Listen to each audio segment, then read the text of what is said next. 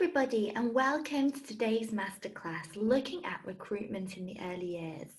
My name's Kimberly and I'm founder of Casey Consultancy, which is an international hub for supporting early years teaching, training and support. And with all the work that we try to do, we're empowering educators to be the very best version of themselves. Okay, well, thank you so much for joining me. So today marks the first of our 5 masterclasses this week, where we're going to be looking at the challenges that you might face within your practice, and we're going to look at some ways we can try and overcome these. So sit back, grab a cup of tea. I promise I'm not going to keep you too long. I know that one of our challenges is that we are all time poor. And so if I'm rabbiting on for a whole hour and a half about recruitment, you're just going to think, gosh, I haven't got the time to do this. So I'm going to keep it really short and stick to the main points for you so that you can digest it and hopefully take a little bit of the information and use it to support what you're doing. Okay, so the first thing that I want to share with you is that today, as part of our discussions, we're going to be looking at high quality staffing, what that actually means, what we're looking for when it comes to recruiting staff. We're going to be talking about the process of recruitment, so the advertising, getting ready for the interview, the actual interview process, selecting our candidates, and then finally the induction process. So I think this is a really alarming figure. 77% of set-ins tell us in a recent poll that they're finding it really difficult to fill their vacancies. And I don't think it helps that the early years sector has received some really negative press over the last few years. And all of the changes and all the new policies that have come into place have left those already working in the early years feeling like they're on a roller coaster. And that's probably impacted on their levels of enthusiasm and their passion for the job. So when people that work in early years are talking to their friends and their family and their children about their job, they might not be talking about it in such a positive way. They're not going to be talking about it in a way that makes the younger generation or those that are fancying a career change to think, oh, early years, yeah, I think that's a job for me. Instead, they're just going to be faced with all the negativity around it. So I think that that's a really difficult battle that we're coming up against. As well, we've also had the recent U-turn in the GCSE requirements, and this has left our sector in such a mess. And it's going to take some time for us to come back from it. So we've seen less and less people going into training in colleges, universities, and so it's going to take a good few years for us to actually feel the impact of this change happen. So we've got that, we've got the negativity, we've also got other problems like the financial difficulties the sector's facing, problems with low pay. And when we think about this low pay and the government's agenda for early education, we can see that it's really poorly valued, isn't it? So we've got so much going against the sector, and it is really difficult. It's so hard to find people to fill those roles that you need. I work with quite a few set-ins that have said, come and help us, please, we need you, because we just don't know what to do. We're struggling to meet our staff to child ratios on a day-to-day basis. We've got staff that are struggling to get into work because of difficulties they're facing in their personal life and struggling with their own well-being. I'm working with nurseries that are finding staff retention very difficult. And that's actually going to be one of the themes for our sessions later on this week. We're going to have a look at retention of staff, motivating staff, and developing a culture within your setting that really promotes a happier way of being at work. So yeah, hopefully you can stick with me as our week progresses and we can work out how these things are going to affect you. So let's have a look. Whenever I'm working with nurseries or schools or childminders, I always start with the team and the leadership group becoming very clear on what their vision is, what their goals are that drive the practice. So you need to be clear on this as a team so that you know which direction you're working in and what you're heading in with your practice. Because if you've got a very blurred vision, or it's not clear, doesn't have a good focus, you're going to just find that you get so sidetracked with other things that come into practice and you think, oh, I should be working on this or I should be working on that, when actually it doesn't fit in with your vision. So starting with your vision and making sure that the whole current staff team know what it is and have been part of forming that is crucial, because then you've got a team of staff that are invested in it. Now, for instance, Foundations Nursery in Yorkshire, when they set themselves up a couple of years ago, the whole team of staff got together and they talked about how young children learn and what young children needed opportunities to do in order to be a successful learner. And each team member recorded this down on a piece of paper, and then the leadership team fed everybody's ideas together to create that holistic image of the child, to create that shared vision. And this shared vision now guides all the practice that they do at Foundations Nursery. So if they're implementing a new policy, they'll always go back to the vision and think, right, does this fit in with what our vision wants? Whenever they're advertising for new staff, they go back to their vision and think, right, what kind of educator do we want supporting young children's learning? And they often come back to this vision during regular staff training so that everybody's staying in tune with it. I was working with another one of my local nurseries recently that, well, they've just got such wonderful practice going on. But one of the things that I really liked was that as soon as you come into the nursery, they have a video playing in the entrance showing that vision that they've got in practice. And there's lots of photographs, there's short video clips of how they've brought their vision to life and what it looks like on a day-to-day basis. And I know the staff at the nursery had a laugh about this when I went in to do my training with them, because I said to them, what's your vision? And each member of staff could tell me exactly what their vision was at the nursery, because they're used to hearing the words being spoken on the video every single day. And yes, it probably does drive them a little bit mad, but it means that they know what's important to them, that they're all focused on that goal. And so, yeah, spend some time developing your vision and think about what's important. Because when it comes to recruiting staff, we want to invest in people that are going to share that vision, that are going to get on board with it. Because if they don't, we're going to end up with people in our team that are trying to send our nursery off in a different direction. They'll be working on different priorities that are not having an effect. So yeah, think about your vision, think about who you're looking for, and think about what that high quality learning looks like for you. So yeah, that leads me in quite nicely to think about high quality learning.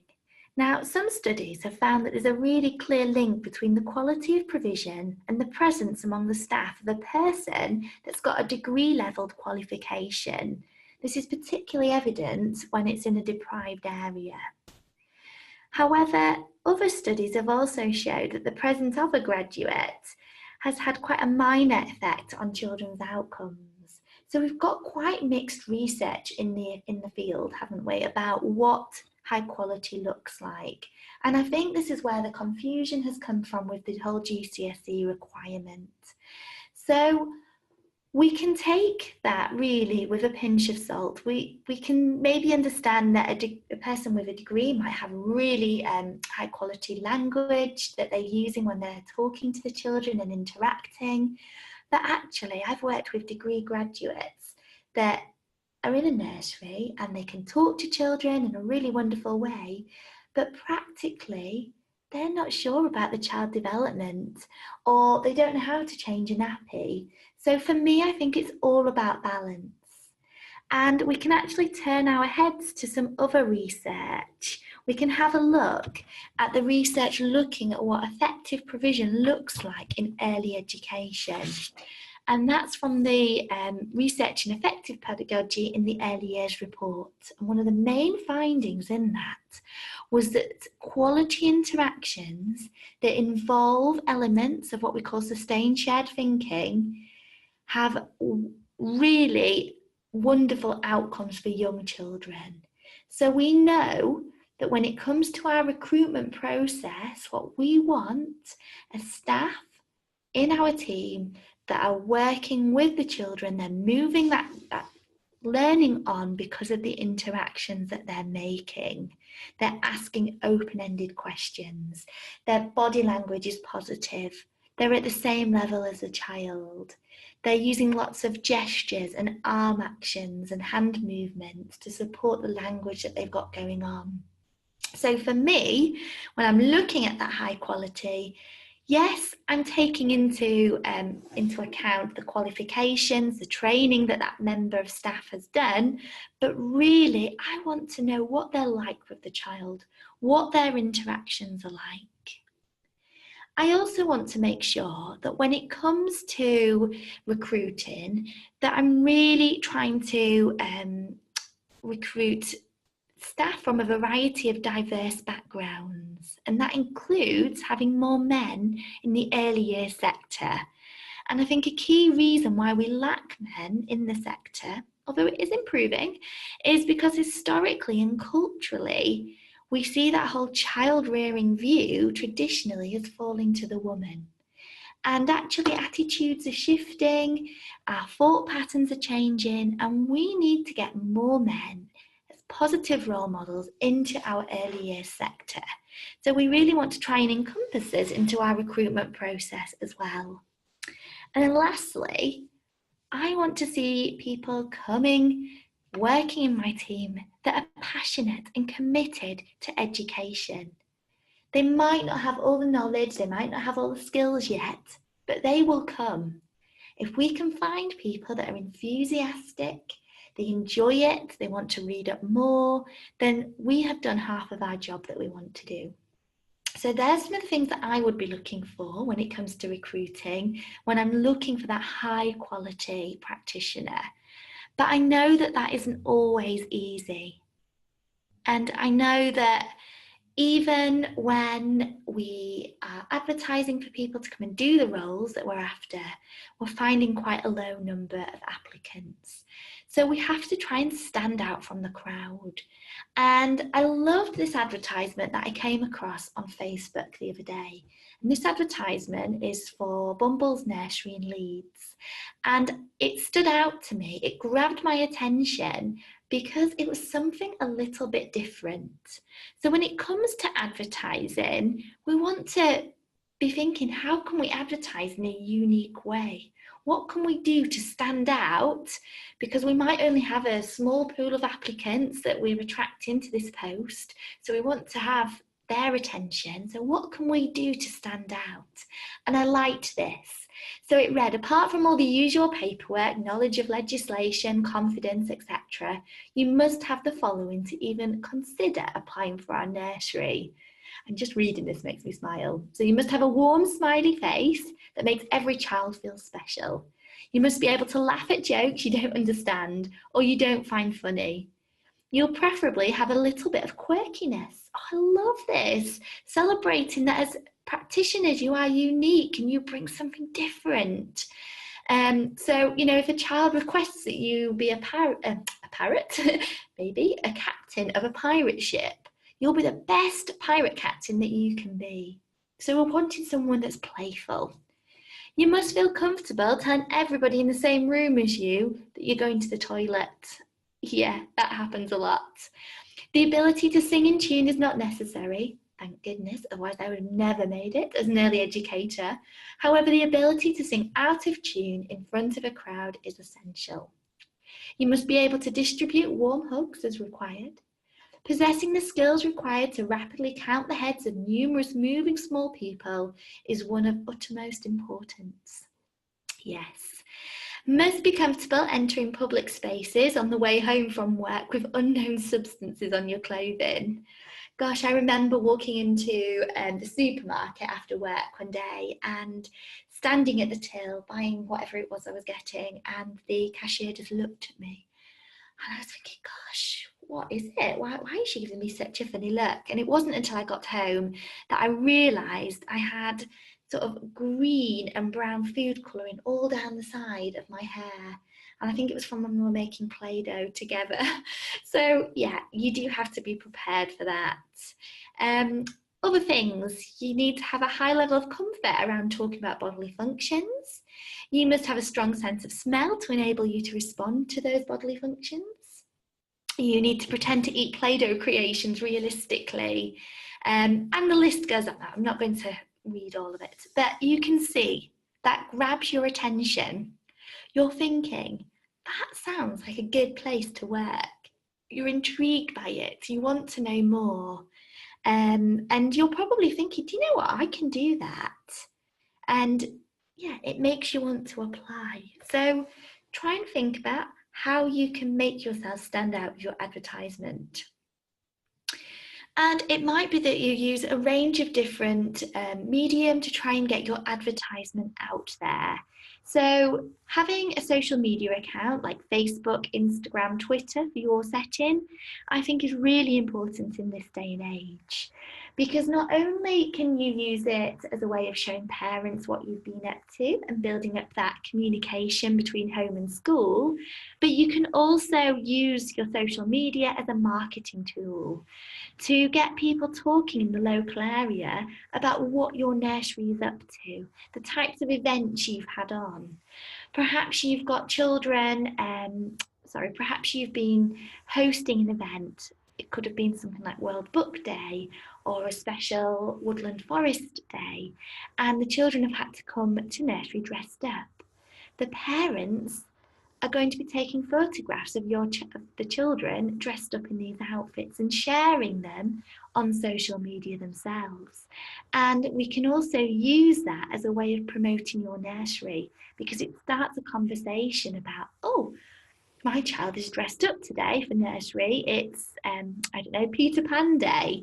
And then one of their parent friends might say, oh, which nursery does your child go to? So you're spreading the word within your local community that you have exciting things going on. You can also be sharing these on your feed. People are then sharing them onwards, and you're creating a wider world of what you're doing. And I talk about this lots more in detail on the marketing courses that I do.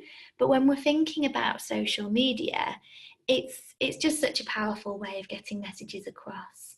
And you might even decide that you're going to create a Facebook advert for some of your job positions so that you can reach a wider audience. So think about using social media as a tool. Think about having an open house. So opening the nursery up for, say, one afternoon where people can come in and they can see what it's like to work at your nursery. They get a feel for it. They see the wonderful things that you have going on. And you can start making relationships with these people. You can already start nurturing them and having the conversations about what type of workplace they're looking for, what kind of experiences are they wanting to create, what are their career paths. And so even if you haven't got a job that's right for them at that time, you've already got them in your mind and they're in yours. So yeah, have a little think about doing that. Another thing that you might want to try is advertising at the local college or university. Think about all those that are studying on early childhood education courses, eager to find their first job. And if they're not looking for a job, they've probably got a friend or somebody that they know, a colleague somewhere else that's looking. So that makes a really good place to target. Another thing that I would do as well is I would talk to my current staff about why they decided to apply to work for me or for the setting, and find out what they really value about the setting, what drew them towards you? What did they find sort of attracted them as well? And I'd use this to start forming your advert as well. You could even, if staff are happy, you could even use photographs of them, talking about what it is they love about their job. And it just helps to show people that you're real as well and create that human connection. I'd also use community events, volunteering opportunities, stay and play, as another useful tool to get people to see what your setting is like. I can't stress it enough that having a good marketing strategy will help you in more than one way. It'll help you get children into your setting, but it will also help you recruit good staff because you'll have a name in the local area that people just want to know more about. Okay, so last couple of things that you might want to do to support your advertising is you might want to do a refer a friend initiative. So if you've got staff working at the nursery, you could suggest that if they've got a friend who might be interested in the job, then you would offer them a voucher. Maybe you could give them some time off as a way of saying thank you and that you appreciate it. And then lastly, you want to be talking about the employee benefits on your advertisement.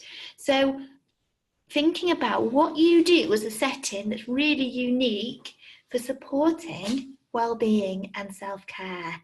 It could be, and it doesn't have to cost you lots of money, but it could be things like before Christmas, every member of staff gets a day off that they can take and they can go do their Christmas shopping.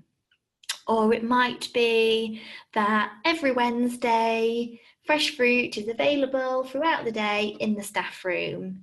It might be that you have a wellbeing coach that comes and works with individuals once a fortnight, supporting their own mental health. So think about what makes you special. Think about what the perks of working for you might be, and try and pop these onto your advertisement so that you're standing out from the crowd. Okay, right, so we've got our advertisement, we've sorted out our job description, we've thought about how we can align our job description with the vision that we've set. What's our next step? Well, hopefully we've got some candidates that we're going to invite along to the interview process. Now, I know I've been in this situation myself before, and I don't really know how we get around it, but there are times when you invite people to interview and it's so frustrating. You know, you book time out of your day to meet them and do the interview and they just don't turn up. They don't phone you to let you know. And that really is annoying, and I'm not sure how we get around that. So if you have any top tips for it, do let me know, because I'd love to find out. But what I do want to say is that when it comes to the interview, I like to get my candidates to do 3 tasks. So the first task can be one that they prepare in advance. And this might involve them planning a small activity, picking a book that they're going to read and do an activity about with a group of children. Or it could be that you've given them a challenge about creating some provision for the baby room. What would they do? So I'd always give them one task that they can do in advance and bring along to the interview. Now, I know that you only have to look in the Early Years Manager forum on Facebook to see that people get invited along to interviews, and it's often not their own idea that they bring along for the task. And that's okay, because we do support one another and we do coach each other. So it's nice to see, as part of the interview process, what they do bring, but then I also include a task that they find out about on the day. So it might be to read a story to a group of children. It could be that I just want to watch them interacting and being with the children, and there isn't a task as such.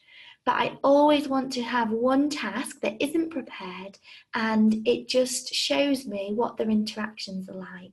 Because if we go back to that first slide when we were looking at high quality learning, we know that sustained shared thinking is one of the key factors for creating successful learning opportunities.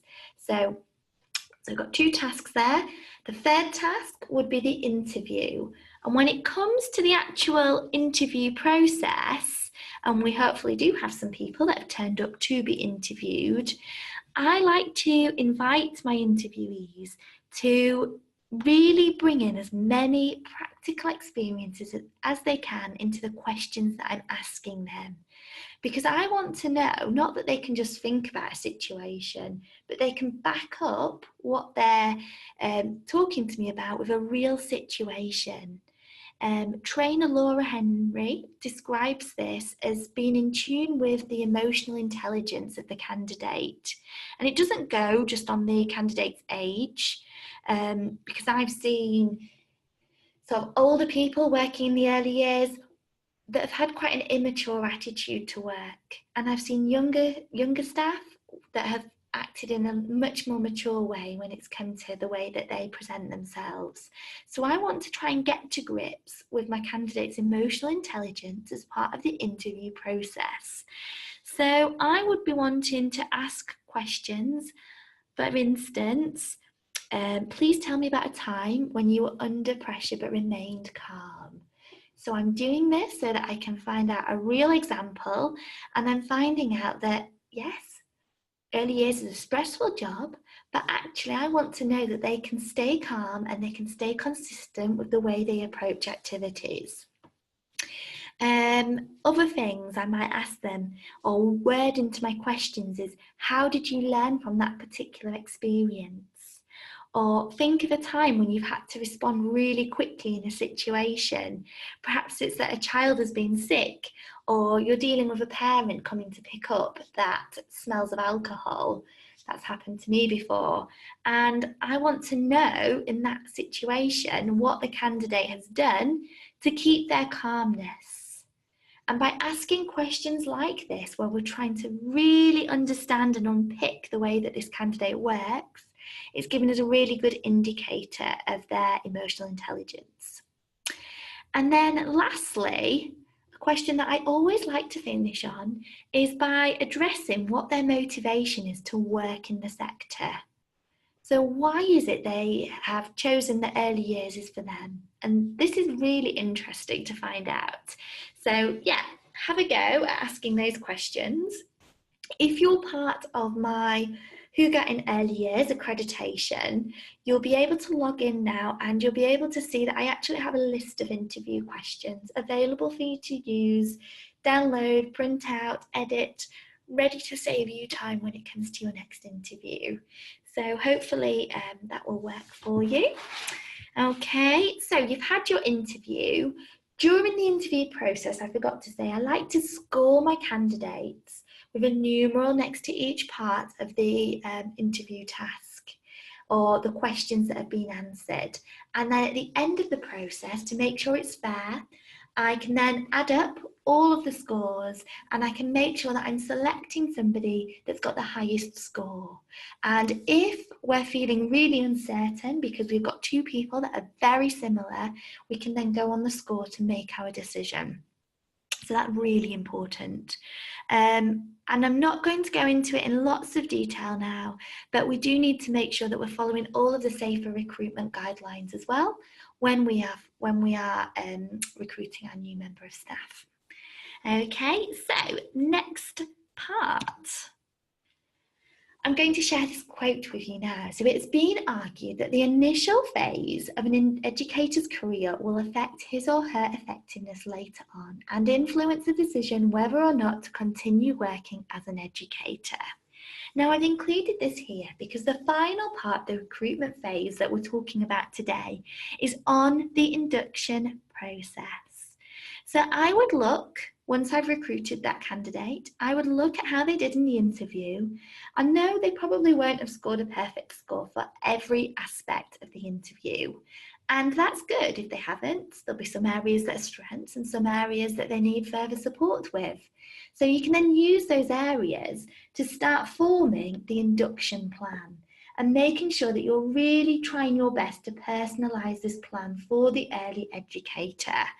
And induction doesn't have to just be going on a training course, but we can do a really successful induction programme by thinking about mentoring opportunities, Working alongside experienced members of staff, we can think about how we can use our staff meeting time to address areas of difficulty.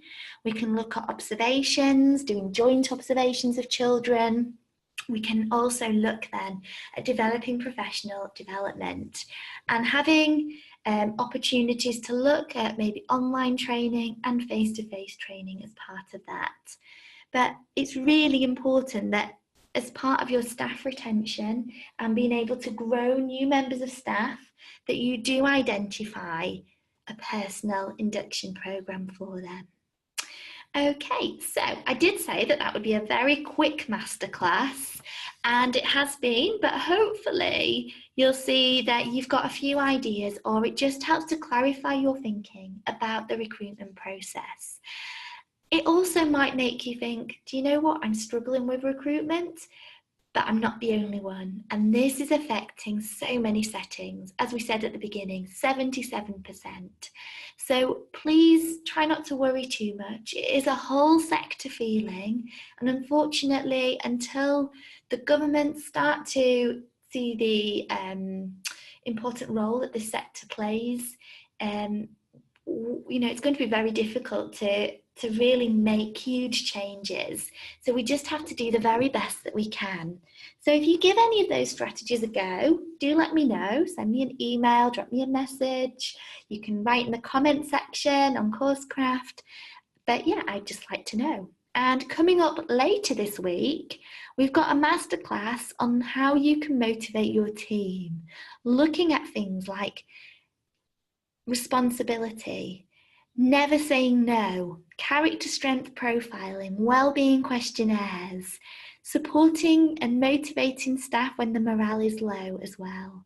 And so hopefully you found that interesting.